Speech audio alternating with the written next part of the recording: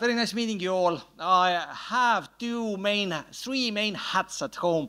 I'm Professor of Space and Defense Technology of Tartu University. I'm Director of NATO Cooperative Cyber Defense Center of Excellence, and I'm a co-founder and general partner of Darkstar Ventures Fund, investing into single-use, mainly defense technology. So during this presentation, I put on my Darkstar hat, and I'm glad to start discussion with you how the future of defense looks like, but then also look at certain elements, what can we do from Darkstar to support all the people who are interested in being involved in defense. So new defense, deterrence defined by innovation and procurement and technology innovation. So I come from the defense space sector. And everybody who knows about space knows the definition of new space. Old space is Apollo program, ISS, Hubble Space Telescope, every space unit 1 billion a piece. So new defense was saying that let's send some cheap crap out to space, and if 1 out of 10 works, then we are already successful. But also with this very quick cycle of renewing the space assets, we got also innovation going, quick updates, and so on. So in the defense, what we see happening is pretty much the same thing. We see that technologies develop so quickly that these changes are, we need to modify our systems like on a monthly basis, pretty much. One of my friends from Ukrainian armed forces from the battlefield said that if their brigade would be away from the battlefield for more than 2 months, or 2 months, they would feel obsolete. Because during that 2 months, all the warfare would have changed so significantly that they don't know how to do, and their weapon systems wouldn't be useful anymore. So this brings us to this biggest change we have. We have very powerful amplification, thank you. So what we see happening, we see, I would argue that everybody, well, may I have a show of hands, who knows about OODA loop? Observe, Orient, Decide, Act. 3 people, 4 people. So let me remind you. OODA loop is a military concept developed by Colonel Boyd during the Korean War. So he noticed that there were these dogfights between American fighter planes and Russian fighter planes operated by Koreans and Chinese. And while Russian MiGs were better than Americans in every aspect, Americans tend to fight, to win the dogfights. And then he concluded that because cockpit was more open and made out of glass completely, while in Russian planes it was half armored, so the visibility out from the cockpit was much reduced, then the observation was that if you observe what happens around you, it allows you, makes the orientation in understanding what's happening and decide and act more quicker. You and your adversary, the red side, has to do the same things. The moment the first one gets to act, it will push the adversary back to observe because situation has changed. He has to start all over again. And in order to win the war, you always need to be quicker in your OODA loop to force your adversary back to the beginning in this cycle again. And as you know, at, let's say, division level, it can take months of planning. At the personal fighting level, it can be seconds or minutes, but still it might give you the time to win. So I would argue that in innovation, we see happening the same thing at enormously quick space nowadays. So basically, technology is developed on both sides, both red side and blue side, and what we see happening is that the moment the adversary gets this kind of technology ready, there might only be a few months before the countermeasures become so capable or new technologies entering the battlefield that the adversary needs to go and start developing the new response to adversary maneuvers. So as the technology trends described by NATO, they also say that the future battlefield will be intelligent, interconnected, decentralized, and I would add then once again with very quick need of innovation, then that is a new space, and the response here can only be, instead of hugely expensive big assets, we will we'll see distributed system like robotics, and in drone warfare this is exactly the first demonstration, but this is only the first demonstration because now we move into land, sea, well, we see also happening, but there is so much to go. And very important here is that innovation innovation, when we talk about military innovation, we have to think separately and in synergy two different types of innovation, technology innovation and doctrinal innovation, because drones would be absolutely useless if you would exercise the same infantry tactics or anti-tank tactics. You also need to adapt your doctrine for the new technology. And this is one of the biggest challenges for startups, because everybody thinks that we have such a nice gadget, but quite often military is not so willing to change their doctrine or their behavior, and it might take quite a long time before eventually this kind of full military innovation kind of gets to the battlefield. So at Darkstar,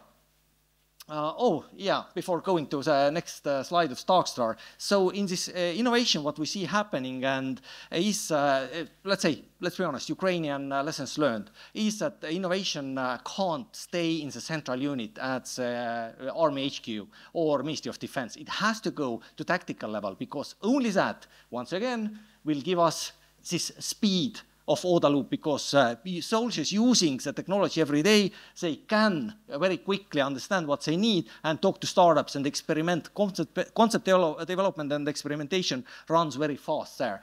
And that means in Ukraine, we have like functions like Chief Innovation Officer at the leading brigades on the battlefield. If they are not exactly called Chief Innovation Officers, but their function is like that. And of course, the central innovation, it's still very valid. It's valid for big investments, long-term strategies, but not very useful for very quick innovation cycles where startups are relevant.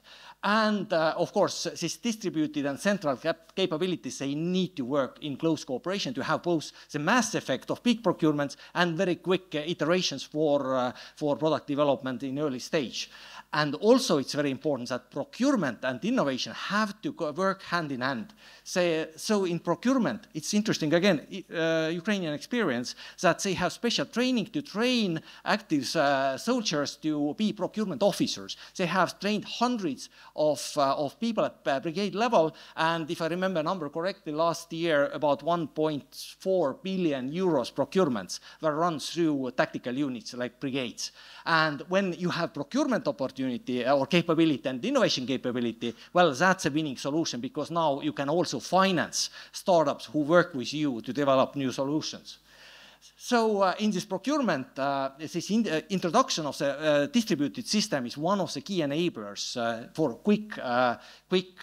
for the new defense, but also that modern software tools are more and more being developed to help to handle this quick kind of having the situations that you have many people making decisions on procurements, so you have many kind of batches of small-scale procurements, and how to handle that all in a transparent way that donors, for example, from abroad could see that their money is not kind of stolen, but it's put in good use, or for internal auditing, it's all relevant in modern warfare. So all these are the, well, let's say, these are the main lessons learned that all our nations should adopt. And I would call it wartime innovation capability, which we all need to achieve. Because in wartime, innovation will skyrocket, but at the same time, it will be very challenging to perform on the falling bombs. And if you look at all of that, obviously, in peacetime, it would work even more efficiently. So having readiness for wartime innovation is the key. So what do we do at Darkstar? So our mission is to win the war, obviously, help to win the war in Ukraine. And here I would like to compliment our friends from Ukrainian startup community here, which we have met several times in Kiev. And that they are here also to talk to you and support you and build cooperation with you. Win the war, defend Europe, and grow economy on the way. Because we are Darkstar Coalition, and we have established our Darkstar Venture Capital Fund. So it's important for us also to run all that on economically beneficial principles. So what we do, well, everybody know how the war started, but Darkstar was there from the very beginning of the war.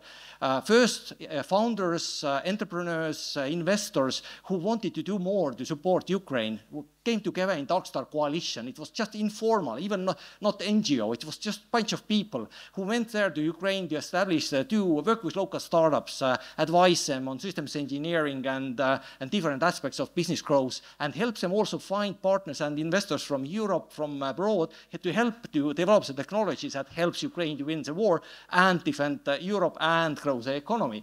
But now when kind of Russia also learns from this experience and there is a big threat against other nations as well, then it's important that our European response would be appropriate. But I'm not so sure, actually, I'm absolutely not sure that today's response would be adequate. So luckily we have our friends in Ukraine, the Ukrainian startups also around here, who help us to develop these battlefield-proven technologies that help our message to be more strong and more clear.